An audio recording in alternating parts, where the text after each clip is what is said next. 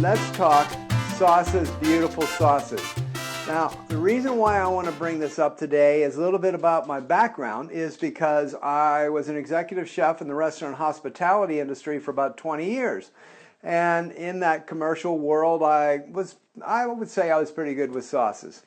But the other thing is I became an at-home dad for our two daughters for many years as they grew up. But what I discovered in that world is as a chef, I was very efficient in the kitchen commercially. But what I discovered at home, you know what? You need to be efficient at home too.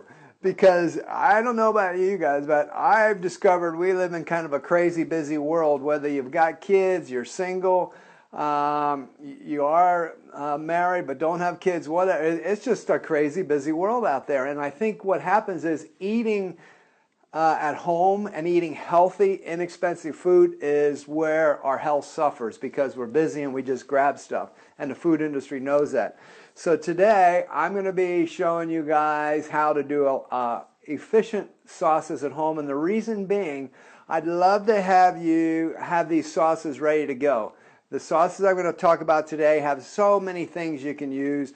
You can use them for many things. You can be basically just, use your imagination. But when you have stuff ready at home, you're ready to go. It makes it so much easier to cook lovely, healthy meals quickly. And the sauce and doing things like this is a lot less expensive than buying them. It's going to be more healthy. So we are going to get into it because we got a lot to cover today, okay? So hopefully you're with me. Hang on. We got a lot going on. I will be sending out these recipes to the Doctoronamission page, so you can be looking for that. That'll come up probably in, within the next week or so. So stay tuned for that. But follow along today. And now, the first disclaimer, though, I want to make, as a chef in the commercial industry, as far as restaurant hospitality, I was kind of a traditionalist. And if it says Caesar salad, then I expect the traditional Caesar salad, and I expect the traditional Caesar dressing. Now here at home, it's a little bit different. So today, as I create these things, please understand that they might not be your traditional exact recipes that they say in that part of the world or this part of the world. Because what I want you guys to do is have total freedom to adapt to your home, to your household, because you guys are going to have your own tastes at your house and in your household, okay? So I want you to be able to adapt with that. I'm going to show you some basics of how to put it together. And then again, you can tweak it, you can design it for what works for your house.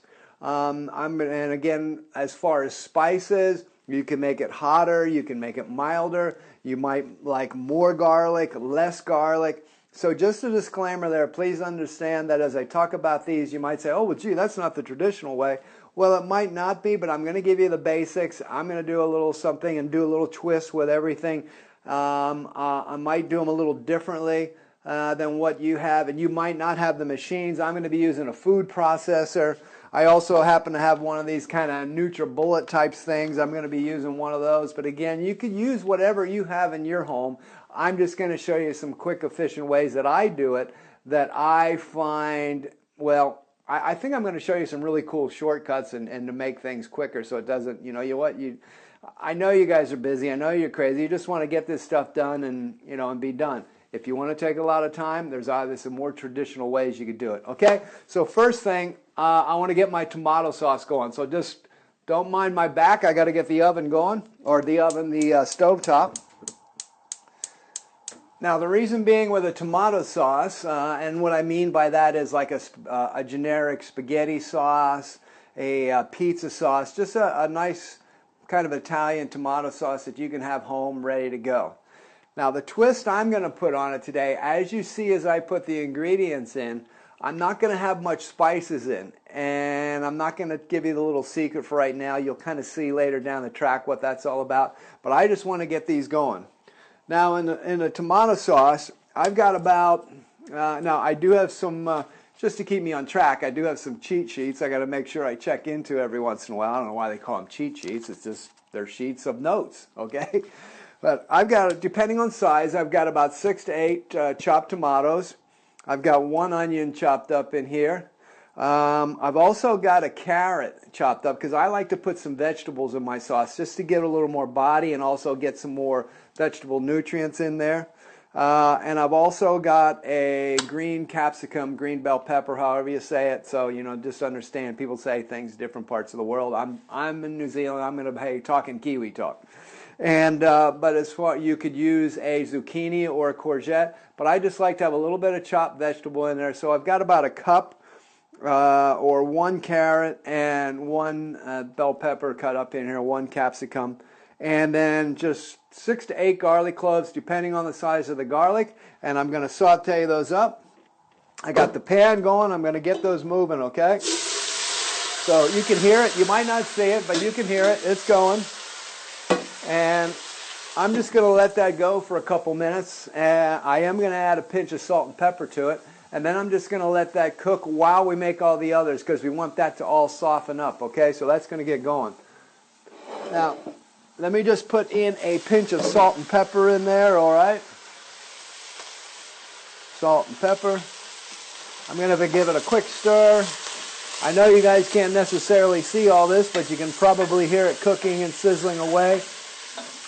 But the tomatoes, the vegetables, the garlic, the salt and pepper. I use coconut oil for my sauteing only because the extra virgin olive oil does tend to burn a little bit, and the coconut oil is not going to affect the flavor. It just happens to be a little bit better for sauteing in. Now, before we get going, one of the other things I said I wanted to talk to you guys about is spices. What I like to do at home is have my spices ready to go. Now, I like to use fresh. We'll talk about using fresh, but also I keep some dried spices. Again, this is about being efficient at home.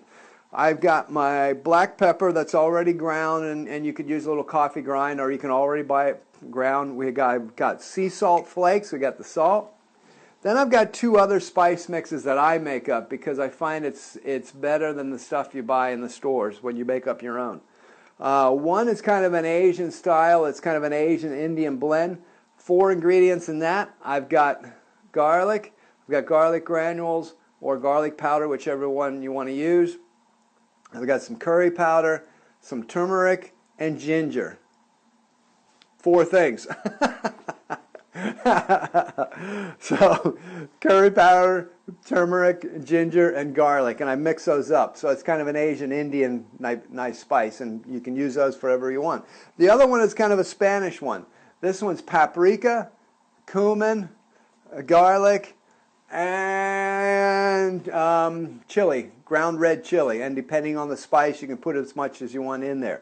And just make a mix out of that. And that's kind of like, so I've got kind of an Indian Asian one. I've also got kind of a Spanish one. So you can just use those on different things. I like to keep those around the house ready to go in case I just want to spice something up quickly and not have to kind of mess around with, you know, it's just being more efficient, that's all. It's nice to just keep that around, okay? So I'm just going to give this a quick stir back here. Again, this is for our tomato sauce. And we've got the tomatoes, onions, I've got the capsicum in here, salt and pepper and garlic and carrot. And you might use like a zucchini or a courgette in there, but let that go a few minutes, okay? Next thing, let's do a pesto. I mean, a lovely green pesto, green herb you could do. Today I'm going to mix, well, I'll explain what it is in a moment. But pesto is such a beautiful, versatile sauce. Pastas, pizzas, put it on, like I'm actually going to be roasting a chicken later today, a whole chicken. I'm going to be roasting a nice, beautiful, organic chicken. And I'm going to marinate that in this pesto, which is just going to be kind of crunchy on the outside with the pesto, and just give it that and let that soak down into it. It's going to be beautiful, amazing. So anyway, what do we got here with the, and talked about the spices. So you got that one? Cool. Let's talk about the pesto. So in the food processor, what I've got is a cup of chopped parsley, a cup of chopped green kale. I like to use green kale just to give it a little more, well, a little more oomph into the greenness, get some more nutrients into it. And also I've got a cup of chopped fresh basil. So basil, parsley, and kale. All right. Garlic cloves, I've got about 8 in there, and it really depends on the size and how garlicky you want. So I've got 8 garlic cloves in there. I'm also going to add, I'm going to grab my spices. I'm going to add just a nice pinch of, well, a couple pinches of salt in there. And like a small teaspoon of black pepper. All right. Now a couple of other ingredients I'm going to put in there is I like sun-dried tomatoes. And what I do is I don't buy them in oil. I get the sun-dried tomatoes that are in a packet, and then I put them in my own extra virgin olive oil with garlic cloves and just keep those around. That's beautiful stuff. So I'm going to put in about 6 sun-dried tomatoes. I think that'll be some beautiful flavor. And then you can put some cheese in. You don't have to. If you don't want dairy, don't do that. Traditionally, it would be a Parmesan cheese. I just happen to have some forte cheese around. Why not? About 2 tablespoons of cubed cheese. I'm just going to add that in there for some flavor. Again, you don't need to. That would cut down on the cost if you don't want to use cheese. And nuts. Pine nuts traditionally, walnuts work well. I didn't have either one. I just have a nut mix of some cashews, some almonds. I think there's Brazil nuts. It was just a mix I had, raw nuts. So I'm going to put in about 1/4 cup of nuts. I love the nuts because it gives it that kind of grainy feel. And then, well, I'm going to go stir. Oh, that's looking beautiful. That tomato sauce is just moving along nicely. Now what I'm going to do with that tomato sauce is I'm going to add, in a moment, I'm going to add about 1 cup of water to it, just to give it a little bit of liquid, okay? So 1 cup of water, add that to the tomato sauce, and just let that cook. And then we're going to take care of that later. One of the things with the tomato sauce, and as I talk about tomatoes today, we're at the end of our tomato season here, but I can still get them at a pretty good price. But as you know, probably around the world, a lot of times trying to get tomatoes at a good price when you're off season can be difficult. So if you want to use canned, go ahead and use canned. So now back to the pesto. I'm going to put in about 2 cups of extra virgin olive oil. Now this is really going to depend on how thick you like your pesto. I don't like it too runny, but I don't want it real thick that it's too much of a paste. I just want to kind of get that nice kind of like a little bit thickish, on the thickish side, if that's a word, on the thickish side of the sauce, okay? So let's just run that in there. Give me 30 seconds or so, okay? I'll be here. Just hang on.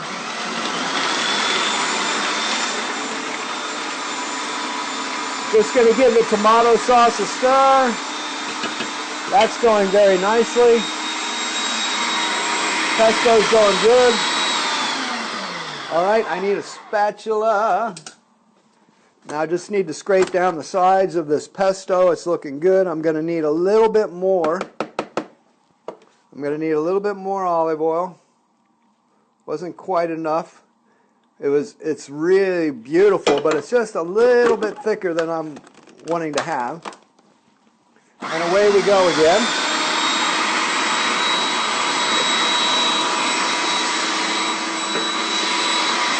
Now that's coming together nicely. That's going to be beautiful. All right, hang in there with me. We just need to scrape down the sides a little bit, make sure it all gets blended up. Man, I tell you, you can see this. I mean, I just love a beautiful pesto. It's so versatile. There's so many things you can do with it. Just another minute or so and that'll be done. All right, so hang in there.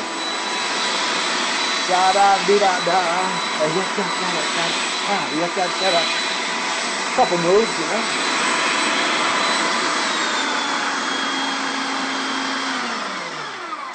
Okay, so we got the pesto. Whoops, lost part of my top. Anyway, all right, so the pesto's ready. It's sitting there, and I'll show you in a little bit what we're going to do with that. Actually, let me just show you a little bit of how that looks. I mean, take a look at that beautiful pesto. I'd kind of go like that, put it in my mouth, taste it, but you know what? I would love to, but it'd get all over my teeth, and I'm still talking to you guys, okay? And you'd say, oh, come on, now get that out of your teeth. So anyway, beautiful, beautiful pesto. All right, next one. Let's keep moving. Next one I'm going to talk about is, well, I'm just going to turn the burner down on the tomato sauce. Oh, that's cooking nicely. Next one I'm going to talk about is making a red salsa, okay? Like a, kind of Mexican salsa, Spanish salsa, something you could use with tortilla chips or burritos or huevos rancheros or anything like that where you kind of want a nice little spicy tomato. Now, disclaimer on this, you could take all these ingredients and you could chop them up and have a more of a chunky type salsa. All right, and so if you want to take the time to do that, chop it all up and make yourself a chunky salsa. Today, I'm going to do it the quick way. It's going to be more of a sauce because we're going to puree it, and I'm going to use one of these NutriBullet things, which you can make your green smoothies and all that kind of stuff in, and your juices, but I'm going to use it to make a salsa. Okay, so what we're going to do is I've already juiced some limes, but we're going to put in the juice of 2 limes, which is probably about a 1/4 cup of lime juice. That's a little bit too much. There we go. About a 1/4 cup of lime juice. All right. Now, for the hot chilies, really that's going to depend on you. But what I'm fortunate enough to do is I've got what's called some chipotes, which are smoked jalapenos. So I've got some nice hot smoked jalapenos. These are hot. I love my salsa hot, but it's going to really depend on you. I'm just going to put 3 of those in there because that's just going to fire it up beautifully. All right. Let me grab a towel. Need to keep my towel with me, all right? Put that here. The other thing in the salsa then, now what I've got here is I've got 6 chopped tomatoes. I've got 1 red capsicum or 1 red bell pepper chopped up, 1 yellow onion, or white onion, or red onion, whichever one, but I've got 1 yellow onion chopped up, a nice bunch of coriander, so if you chopped it up, that would be probably about a 1/2 cup of coriander chopped up, and then I've got 4 garlic cloves. So, that's what I'm using for this one, okay? So let me just get all that in here, or as much as I can. Get that going. It's not all going to fit at one shot, but I'll get most of it in there. All right. Now that's looking good. Oh, beautiful stuff, beautiful. Now I'm just going to add probably just about a 1/4 cup of water. Just going to need a little bit of that in there just so it can go. All right. A pinch of salt and pepper. And that special spice mix I've got, the kind of the Spanish one, I'm going to put a tablespoon of that in. Just a nice little extra shot of that in there, okay? So I've got the coriander, lime juice, tomatoes, a red capsicum, onion, coriander, lime, salt and pepper, and my special spice mix. And I think hopefully I said a couple garlic cloves. I'm going to close that up. And what's nice and quick and easy with this is, boom, we can just make it right up. Now be prepared for the grinding, because here comes the noise again, but that's okay. Just hang in there. And away we go. It's only going to take a moment or 2, okay? So a couple pulses here, and this stuff is done. Yeah, it's good. Here. There was something actually there. Okay, that's done. Now that's going to be beautiful. There's our red salsa. Now, I like using glass jars for things that make things really nice and convenient. So I'm just going to pour my red salsa into the glass jar. And look at that. I got a beautiful, beautiful red salsa. Now you can make that thicker if you want. Again, you could take some of it and chop up some of the pieces and add it to it so it give it a little more chunkiness. But there's one way you can do it. I'm just going to quickly, bear with me for a moment, I'm just going to quickly wash that out because then we're going to make a green salsa. Okay, you with me? You with me? There's the red one. We're going to go for a green one now, okay? All right. Cool. Now to make the green salsa, because I like to have a little mix. Sometimes you want a red one, sometimes you want a green one.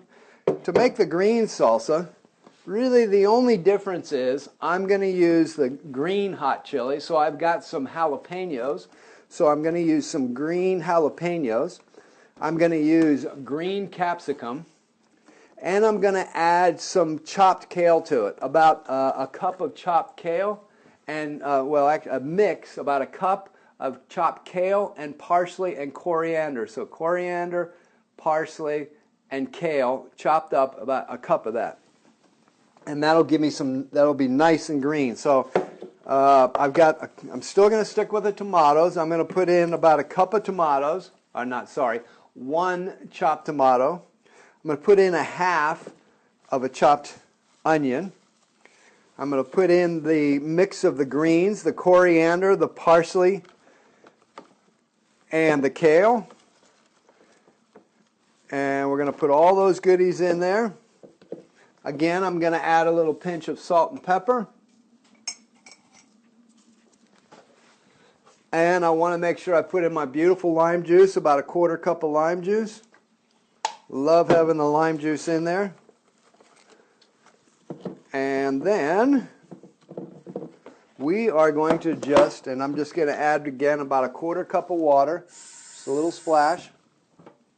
And then we're going to grind that one up. Ready? Here we go again. Now bring it over here. Now this is going to be the green one.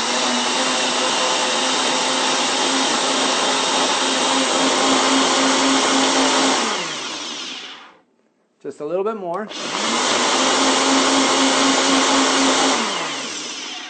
And there we go.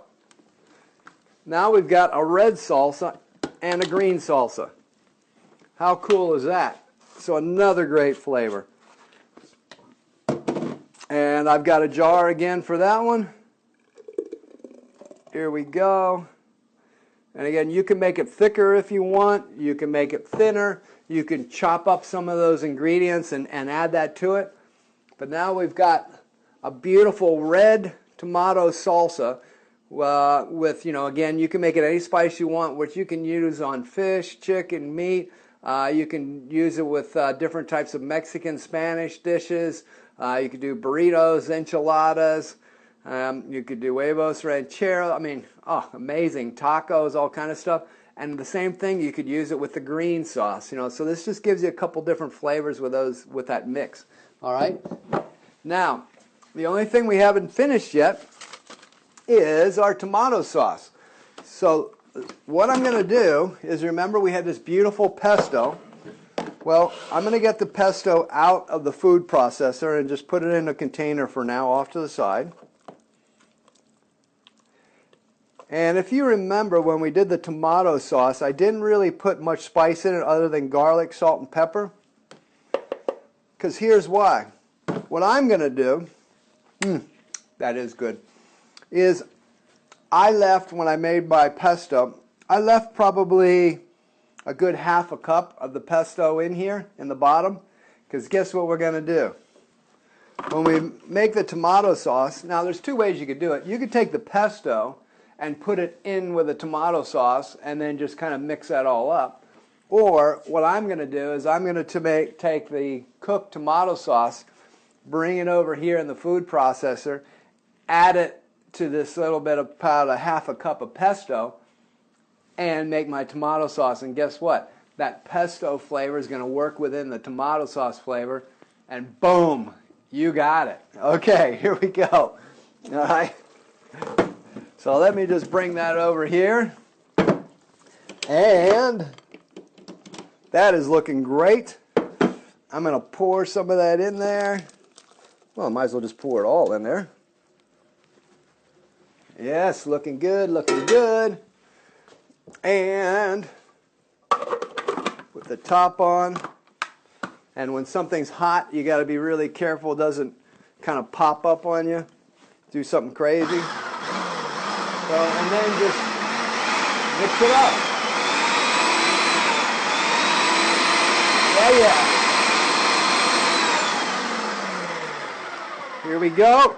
There it is. Ah.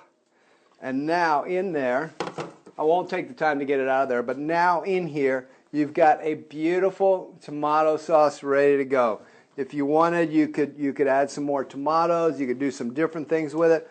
But what we've done today is we've created a quick and easy tomato sauce that we can use for pastas, pizza, whatever you want. We've created a fantastic, beautiful pesto. We've created a red salsa, a green salsa. I've showed you how to some spices ready to go. The reason why I wanted to do this for you guys, so you could take maybe an hour with the chopping and getting everything ready. Put this all together an hour. Put it in jars in your refrigerator. Have it all ready to go. And all these sauces and that ready to go. It's a lot less expensive than the store-bought stuff. It's healthier, and you're so much more efficient in the kitchen. You come home, and maybe you've got some fish, some chicken, some meat, some vegetables, whatever you have thawed out, ready to go, and you can just pop in the pan, add some sauces to it. You can even add it to vegetables. You might even use some of these for some different salads you're doing. It just makes it so much quicker and easier, and that's what I want to be able to do for you guys, okay? So this has been Chef Michael here with Reclaim Your Kitchen on sauces, beautiful sauces, and making efficiently at home. Hey, thanks for joining me today. I really appreciate it.